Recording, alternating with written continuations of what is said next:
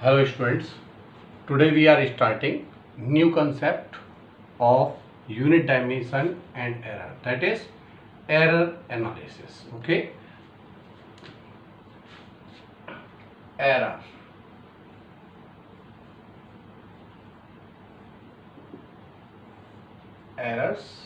This is the most important part of second chapter. ठीक है, तो फर्स्ट ऑफ ऑल एरर क्या है? देखिए, जैसे सपोज हमने किसी डिवाइस को मेजर किया तो उसका जो एक्चुअल वैल्यू है दैट इज एक्चुअल वैल्यू, और फिर उसके बाद हमने किसी और सेकेंड डिवाइस से उसको मेजर किया तो दैट इज मेजर्ड वैल्यू, है ना. जैसे लेंथ है, लेंथ ऑफ द पेन या length of this pipe is, हमने कहा 100 मिलीमीटर. अब घर आके मैंने किसी इंच टेप से इसको मेजर किया तो हमने क्या देखा, इसकी जो पाइप की जो लेंथ है वो 99 मिलीमीटर है. इसका मतलब the difference between the actual value and measured value that is known as error, या हम कह सकते हैं the difference between true value and measured value that is error. Clear? देखिए, तो हम लिखेंगे the error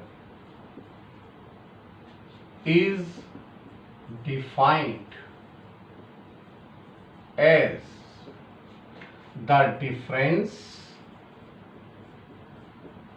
the difference of true value and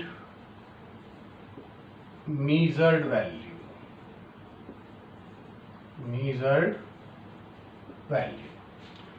तो सबसे पहले यदि हमने ये लिखा तो हम इसको लिख देते हैं एक, error is equal to, this is the formula, error is equal to true value minus measured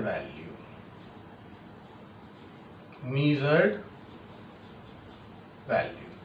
तो बेटा ये होती है हमारी एरर.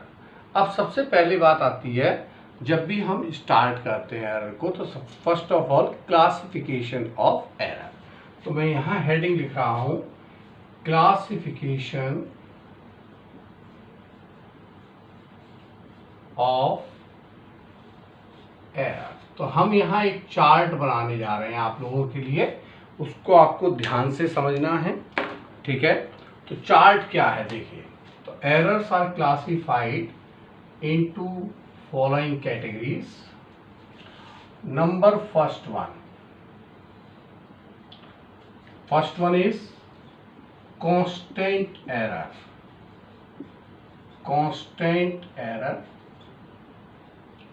इसको मान लीजिए A. Second B, this is B. इसको मैंने लिखा systematic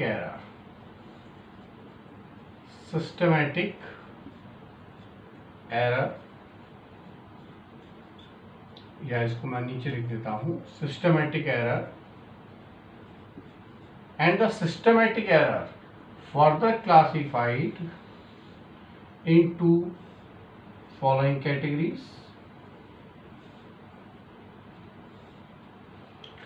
Number first, imperfectional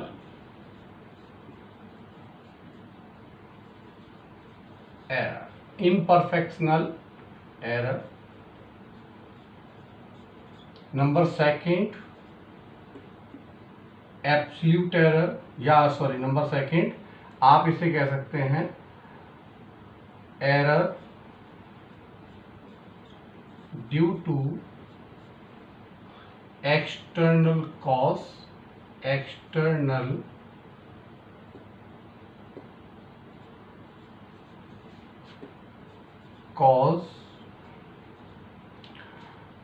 means हमारे पास जो कुल मिला के पार्टिकल ये हैं और नेक्स्ट वन क्या है हमारे पास, पर्सनल एरर।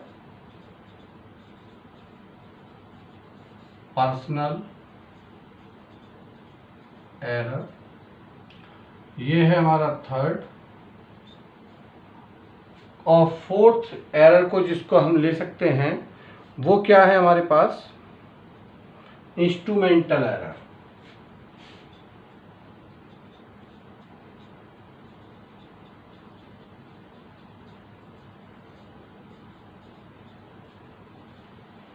नेक्स्ट है सी,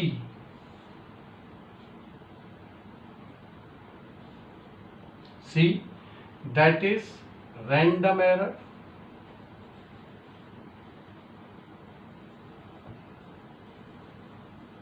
And D part is D, that is least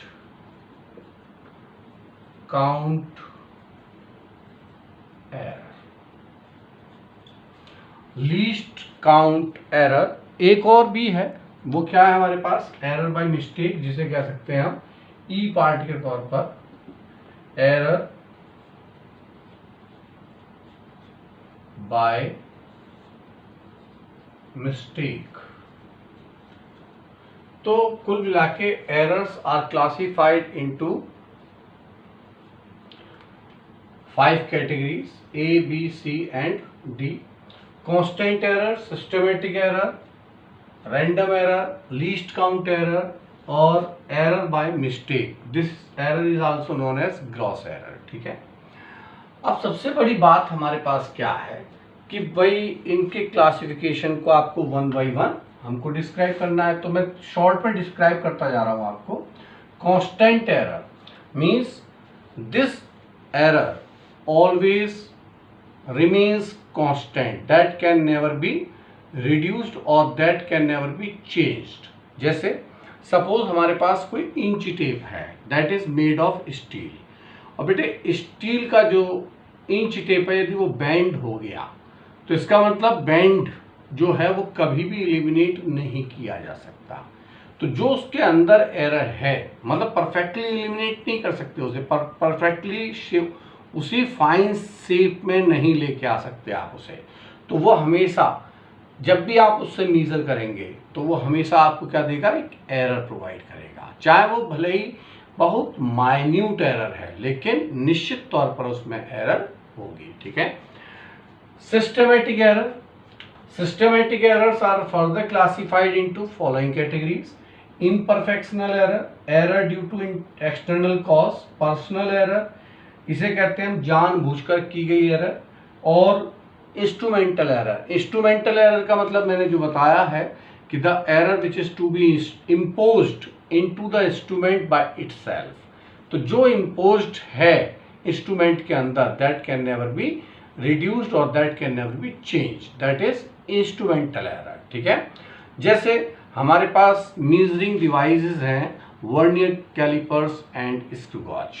यदि उसके अंदर एक बार एरर क्रिएट हो गई तो that can never be reduced और that can never be change. ठीक है, तो इसका मतलब जब भी आप उससे मेजरमेंट करेंगे एरर विल ऑलवेज इन्वॉल्व। ठीक है, अब सेकंड पार्ट है इम्परफेक्शनल एरर। इम्परफेक्शनल एरर का मतलब होता है लैक ऑफ एक्सपीरियंस। जैसे किसी व्यक्ति को, जैसे हम हैं, हम सपोज इलेक्ट्रिकल इंजीनियर है, सपोज नहीं, हम हैं भी इलेक्ट्रिकल इंजीनियर, और यदि हम किसी वोल्ट मीटर से टर्मिनल के अक्रॉस वोल्टेज मेजर कर रहे हैं तो निश्चित तौर पर सही रीडिंग हम प्रोवाइड करेंगे आपको, क्योंकि हम सही रीडिंग मेजर भी कर पाएंगे, मतलब रीड भी कर पाएंगे, क्योंकि हमको उसका एक्सपीरियंस है। लेकिन यदि कोई व्यक्ति नॉन एक्सपीरियंस्ड है और आपने उसको इंस्ट्रूमेंट पकड़ा दिया कि जाइए साहब ऐसा कीजिए, आप वोल्ट मीटर या आमीटर से रीडिंग लेकर आइए, तो अब उस बेचारे को यही पता नहीं है कि रीडिंग लेनी कैसे है, कि वोल्ट मीटर पैरेलल में कनेक्ट करना है कि आमीटर को सीरीज में कनेक्ट करना है, उसको कोई आइडिया नहीं है। तो वो या तो दो ही काम करेगा, या तो सर्वम सत्यानाश करेगा, यानी कि वो उस मेजरिंग डिवाइस को फूंक कर ही लेके आएगा, उसे बर्न कर देगा, उसका नाश कर देगा, और यदि बाई चांस भूलवश या किसी और कारण से उसने कनेक्शन कर भी दिए, तब भी वो उसकी रीडिंग को कभी भी मीजर मतलब रीड नहीं कर पाएगा। उस मीजरिंग इंस्ट्रूमेंट की जो रीडिंग्स हैं वो उसको कभी भी रीड नहीं कर पाएगा। ठीक है, दैट इज इम्परफेक्शनल एरर। तो जो भी आपके सामने डेटा प्रस्तुत करेगा, वो रखेगा, वो निश्चित तौर पर गलत ही होगा। ठीक है, that is imperfectional error. Error due to external cause, error due to external cause, external cause are belongs to humidity. Category क्या हो सकते हैं? ह्यूमिडिटी, मौसम में चेंज हो गया, अचानक बारिश हो गई, तो पहले ड्राई था एयर, फिर उसके बाद में वेट एयर हो गया। वेट एयर और ड्राई एयर के कारण निश्चित तौर पर जो भी चेंजेस होंगे वो किसके फलस्वरूप होंगे? उसके फलस्वरूप एरर डेवलप्ड होगी। ठीक है, और जैसे सपोज टेम्परेचर इंक्रीज कर गया, इंक्रीज करने से जो हमारे पास में मीजरिंग इंस्ट्रूमेंट है that is made of steel, वो सपोज अचानक से एक्सपेंड कर गया या विंटर में जाके वो श्रिंक कर गया, तो निश्चित तौर पर उस इंस्ट्रूमेंट के अंदर एक एरर डेवलप हो जाएगी। उसे कहेंगे बेटे हम error due to external causes. तो मीन्स एक्सटर्नल कॉजेस क्या क्या हो सकते हैं? ये हो सकते हैं प्रेशर, टेम्परेचर, ह्यूमिडिटी और व्हाटसोएवर विंड वगैरह का फैक्टर्स भी हो सकता है। इम्परफेक्शनल, लैक ऑफ एक्सपीरियंस बता ही दिया मैंने आपको। इसी तरीके से पर्सनल एरर, पर्सनल एरर का मतलब होता है जानबूझकर की गई एरर, कि जैसे मुझे रीडिंग तो पता है लेकिन मुझे उस पर्टिकुलर बंदे से थोड़ी सी ज्वेलसी है और ज्वेलसी के कारण मैं उसका काम खराब करना चाहता हूं, तो मैंने जो भी इंस्ट्रूमेंट से मीजर किया उसको रीडिंग दी, वो रीडिंग थोड़ी सी फ्लक्चुएट करके बता दी, बाइसिंग कर दी उसके अंदर, तो वो क्या होगी? पर्सनल एरर, जानबूझकर की गई एरर। इंस्ट्रूमेंटल एरर मैंने बता दिया आपको। रैंडम एरर, रैंडम एरर का मतलब क्या होता है? Errors created by the selection randomly, by the selection randomly, तो उसे कह सकते हैं हम random error। least count error means the error which is to be imposed by the least count value of measuring instrument। अब समझने वाली बात यह है, मैं यहाँ लिख देता हूं आपको least counts। तो least count को आपको याद करना है। least counts क्या क्या है? जैसे मेरे पास है इंच टेप, तो बेटे इंच टेप,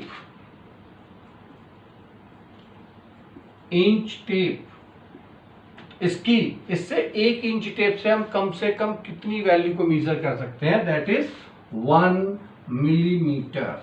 1 मिलीमीटर या इसे कहेंगे 1 mm,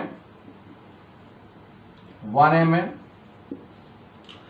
सेकंड है वर्नियर कैलिपर, वर्नियर कैलिपर अभी आपके सिलेबस में नहीं है लेकिन आगे पढ़ा देंगे आपको। Vernier callipers least count error is 1/10 mm, यानी कि आप इससे कम से कम कितना वैल्यू मेजर कर सकते हैं?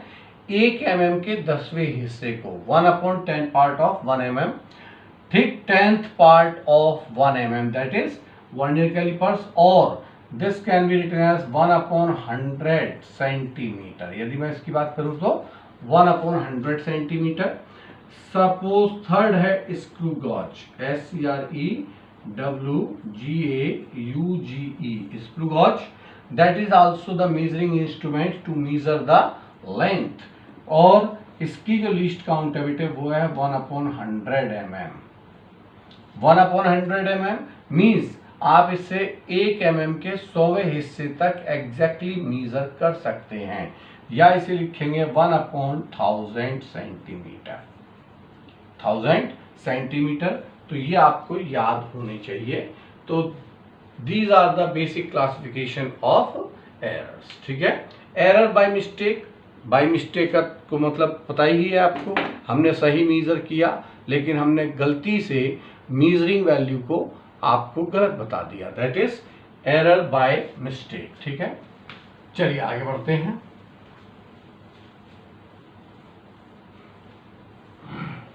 नेक्स्ट वन,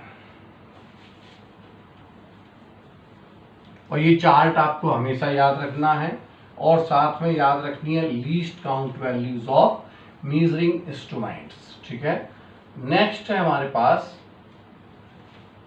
इसकी एरर एनालिसिस। क्या करने जा रहे हैं हम? Error analysis.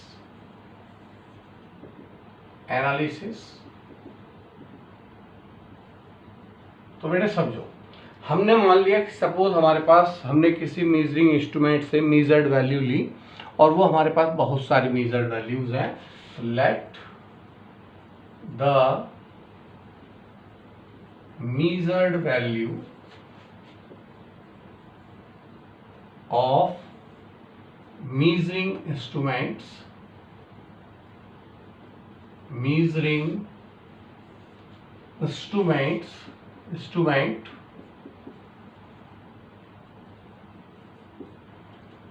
is R, क्या मान लिया हमने? A1, A2, मोस्ट इंपॉर्टेंट है बेटे, नीट में IIT में सब जगह क्वेश्चन आता है, A3 अप टू AN। अब इसकी हमें कैलकुलेट करनी है, क्या क्या एनालिसिस करेंगे हम। तो हम जब भी एनालिसिस करेंगे तो एनालिसिस के पॉइंट ऑफ व्यू से हमारे पास में कुल मिला के कैलकुलेशंस क्या क्या हैं। These are the parameters. First one है mean error,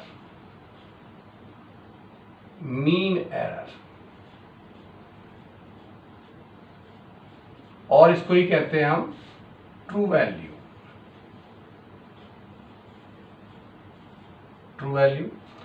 similarly the second, चलो पहले मीन वैल्यू की बात करते हैं हम। तो mean value it is to be defined as A bar. किससे डिनोट करते हैं? A bar, that is mean of all values, A1 plus A2 plus A3 up to AN upon n. This is the formula to calculate the mean value. ठीक है, point याद रखना है कि the error can move in positive and negative directions. किसी भी direction में move कर सकती है आपकी एरर, पॉजिटिव में भी नेगेटिव में भी। सेकेंड पार्ट है एब्सोल्यूट एरर।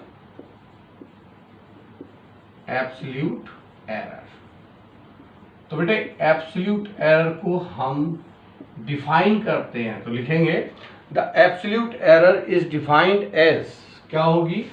डेल्टा ए बार, नहीं सॉरी, डेल्टा ए क्या होता है? डिफरेंस ऑफ, तो it is defined age difference of true value and measured value, that is fundamental error। बेटा डिनोट करते हैं हम डेल्टा ए से, तो हमने कहा डेल्टा A1 या delta A is equal to A bar minus A। जो भी मेरे पास ये है मेजर्ड वैल्यू, ये है ट्रू वैल्यू, और उन दोनों का जो डिफरेंस है दैट इज एब्सोल्यूट एरर। तो हमको यदि लिखना है पहली मेजर फर्स्ट एब्सोल्यूट एरर, तो बेटे फर्स्ट एब्सोल्यूट एरर होगी delta A1 is equal to A bar minus A1। A bar that is remains constant, ये कांस्टेंट ही होगी, तो A बार माइनस A1। मैंने कहा delta A2 second absolute error, that is A bar minus A2। मैंने कहा delta A3 is equal to, आपने कहा A बार माइनस A3। तो इसी तरीके से delta AN is equal to A bar minus AN।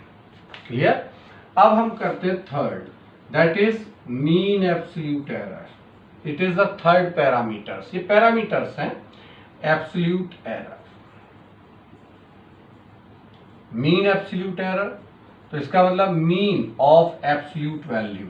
तो बेटा इसे लिखेंगे हम delta A, this can B positive negative, कुछ भी हो सकती है पॉजिटिव और नेगेटिव, लेकिन जब मैं बात करूंगा डेल्टा ए बार कर देंगे इसे, और delta A bar is equal to क्या होगा?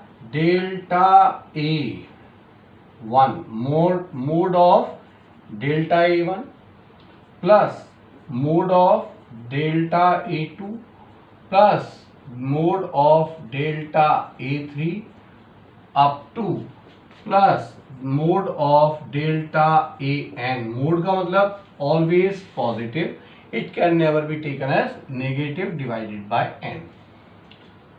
यह आ गया मेरे पास क्या है, मीन एब्सोल्यूट एरर। तो जैसे यदि सपोज ये पॉजिटिव है तो पॉजिटिव, ये नेगेटिव है तो नेगेटिव। नेगेटिव नहीं रखनी है, क्या रखनी है, पॉजिटिव रखेंगे, because it is the mode always positive. Clear.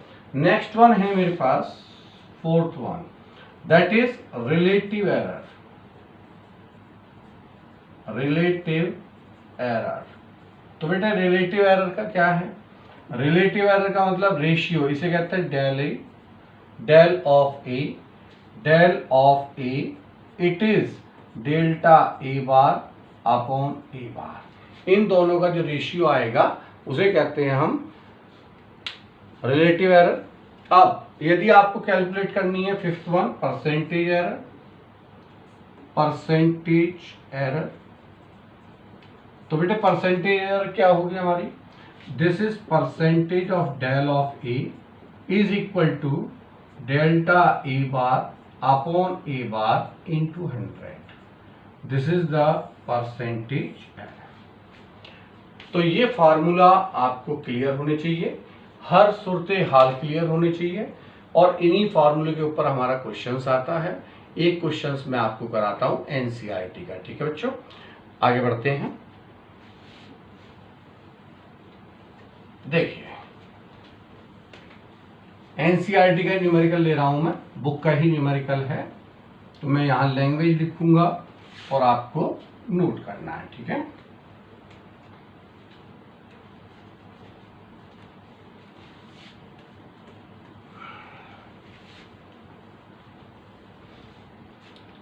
देखिए क्वेश्चन क्या है हमारे पास एनसीईआरटी का। एनसीईआरटी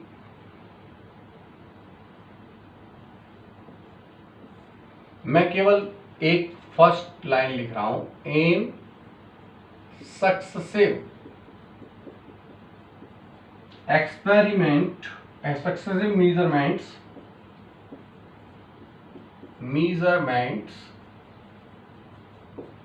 measurements the reading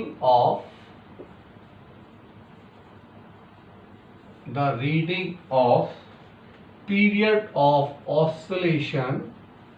एक ही क्वेश्चन कर लेंगे, सभी क्वेश्चन सॉल्व हो जाएंगे।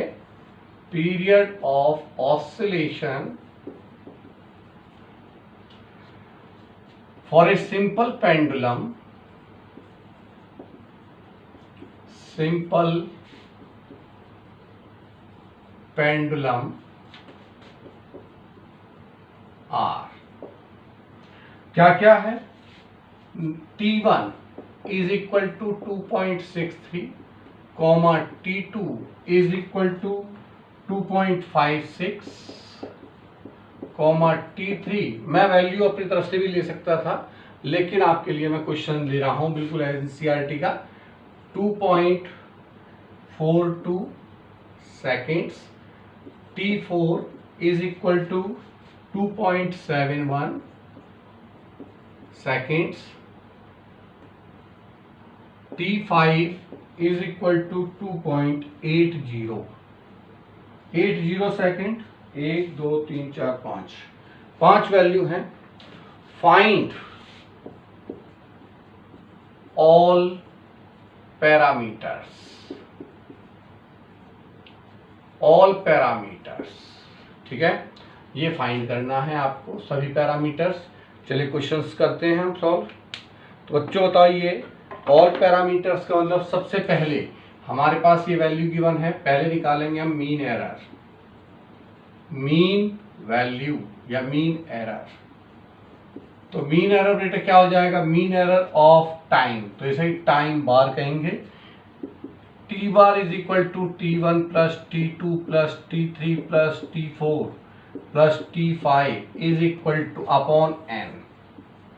सबको ऐड कर दीजिए बेटे, तो ये आ जाएगा 2.63 plus 2.56 plus 2.42 plus 2.71 plus 2.80 upon 5.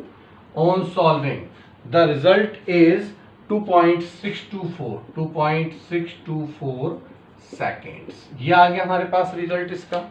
Second parameter क्या है? बिल्कुल इजी है, ठीक है, कोई बहुत ज्यादा दिमाग नहीं लगाना है.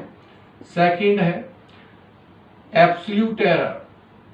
एब्सोल्यूट एरर, तो बेटे हर एक की एब्सोल्यूट एरर फाइंड करनी है. मैं यहां लिख दे रहा हूं.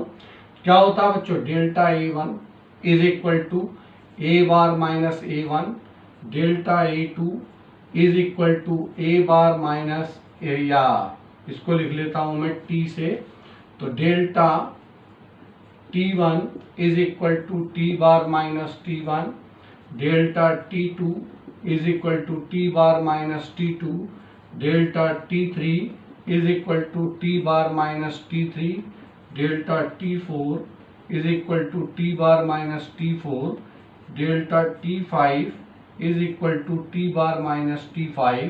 बेटा सॉल्व होके T बार की वैल्यू कितनी है? 2.62 मान लीजिए, ठीक है, राउंड ऑफ वैल्यू, माइनस क्या है 2.63, ठीक है, सिग्निफिकेंट के साथ वैल्यू ले ली हमने, तो माइनस 0.01 ये आ गया मेरे पास.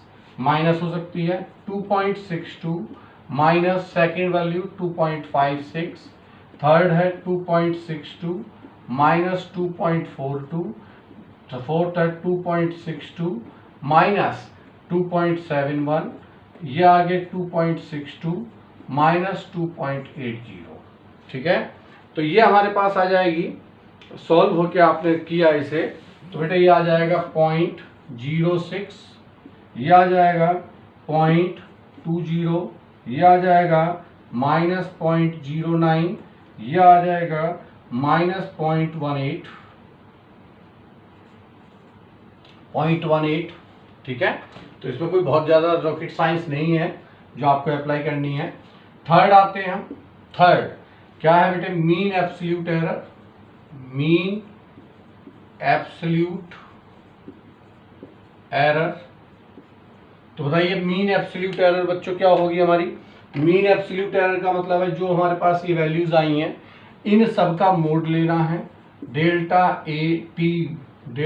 T bar is equal to, ये आ जाएगा delta T1 mod plus delta T2 mod up to delta T5 mod upon 5.